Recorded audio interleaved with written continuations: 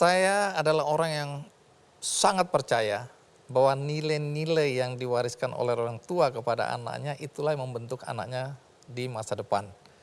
Nah, kalau boleh tahu nilai-nilai apa yang Anda jadikan pegangan yang diwariskan oleh orang tua, baik ayah maupun ibu, yang sampai hari ini Anda jadikan pegangan dalam hidup Anda?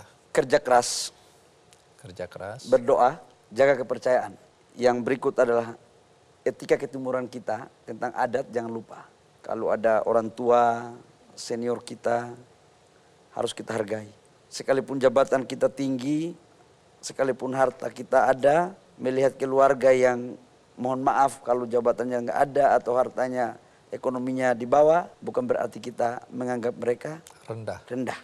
Dan ajaran itu yang saya selalu pegang. Yang berikut adalah kalau kita kerja sama orang, loyalitas dan integritas itu harus dijaga. Itu terus. Jadi Bang Andi, kalau saya ditanya tentang panutan siapa sih yang dijadikan panutan dalam proses hidup saya? Iya. Saya selalu mengatakan bahwa panutan saya adalah ayah saya dan ibu saya. Apa persisnya?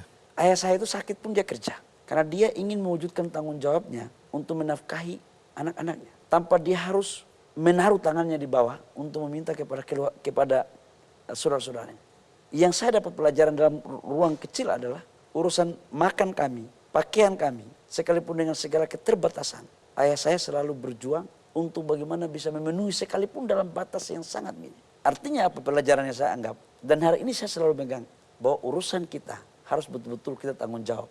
Tidak hanya dalam persoalan keluarga, tapi dalam persoalan pekerjaan pun harus betul-betul kita bertanggung jawab. Dalam ini, dalam. Oke. Itu pelajaran teorinya.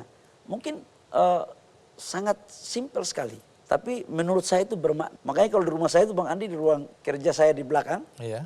saya selalu taruh wajah ayah saya dan wajah ibu saya yang tidak dipoles, natural. Artinya bahwa mereka berdua aja yang mohon maaf pendidikannya begitu dan sekolahnya di kampung bisa mengantarkan anak-anaknya seperti ini. Apalagi kita yang sudah dikasih sekolah terus tanggung jawab kita atau daya juang kita lemah dari mereka, itu kan berarti kita nggak lebih baik dari mereka.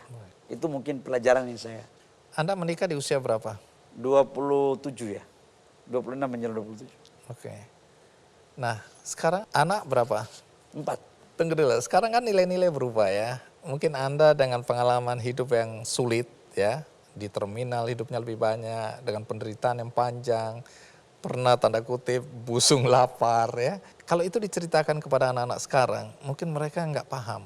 Itu urusan masa lalu. Mereka ingin hari ini mereka memulai usaha atau kegiatan apapun juga, besok bangun pagi udah sukses. Nah, bagaimana Anda menjelaskan soal proses kepada generasi muda bahwa tidak ada yang instan dalam kehidupan. Anda saat ini berada di sini sebagai menteri, itu bukan berarti semuanya lancar begitu saja, tapi penuh dengan onak dan duri. Nah, bagaimana soal proses ini? Banyak orang tidak mau melaluinya. Bagaimana untuk generasi muda? Saya kebetulan pernah jadi ketua umum HIPMI pusat. Saya buat HIPMI Go to Campus. Saya masuk di kampus-kampus untuk membuat apa yang saya namakan adalah bagaimana melakukan transformasi pemikiran bagi anak-anak kita. Agar jangan mau instan, ada proses. Dan saya masuk kasih kuliah umum di kampus-kampus itu untuk menjelaskan kepada mereka. Bahwa kalau kalian mau sukses di dunia usaha, pengusaha di Indonesia ini kan cuma 2 Bang Andi. Apa itu? Satu by nasab, satu by nasib. Bedanya apa itu? Kalau by nasab itu adalah pengusaha yang menjalankan usaha turunan kedua, ketiga. Artinya dari lahir sudah kaya. Kalau by nasib, ya seperti saya, kalau nasib nggak bagus ya jadi monyet. Kan kira-kira begitu. Tapi untuk generasi ke depan, harusnya pengusahanya namanya by design. Nah, by design ini adalah gabungan antara by nasab dan by nasib. Yang nanti akan mereka akan menjadi pemimpin dan pemain ekonomi bangsa ini, Bang Andi. Nah, saya ke daerah-daerah juga begitu. Saya mengatakan untuk mereka, bahwa untuk menjadi pengusaha itu, dia harus punya duit dulu. Tidak mesti anak orang kaya. Tidak mesti anak pejabat. Menjadi pengusaha itu adalah hak bagi semua teman-teman muda yang mau. Karena kuncinya itu mau bekerja keras, mau tahan banting. Kuncinya itu. Jadi bukan pengusaha sukses itu dikasih uang, dikasih fasilitas, ujung-ujung mau jadi sukses. Aku nggak yakin Bang Andi.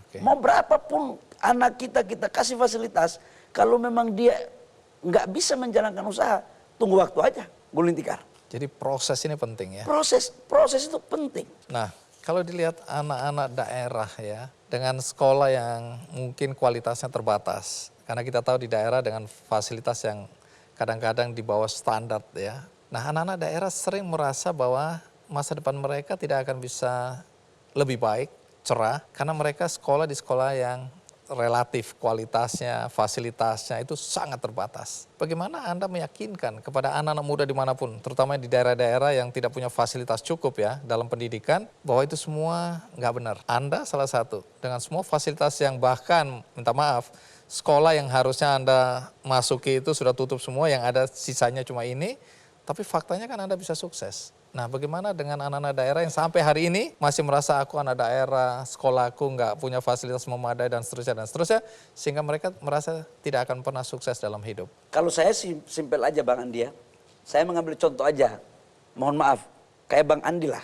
Bang Andi sekolahnya di STM di Jayapura juga kan fasilitasnya jelek banget Bang Andi. Bang Andi mengalahkan orang-orang yang sekolah di bidang TV yang mungkin tamatan luar negeri.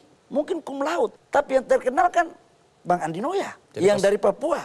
Pesan moralnya apa ini? Pesan moralnya saya mau sampaikan adalah teman-teman muda ini yang ada di daerah-daerah tidak boleh menganggap bahwa seolah-olah fasilitas itu adalah segala-galanya untuk kita berkompetisi dan bisa maju. Tetapi bagaimana mereka punya kepercayaan diri yang tangguh, Bang Andi. Itu bagi saya. Merdeka. Kalau Bang Andi tanya saya, jabatan saya dengan harta saya dibandingkan dengan bangga kepada orang tua saya sekalipun miskin, saya memilih saya bangga punya orang tua seperti itu.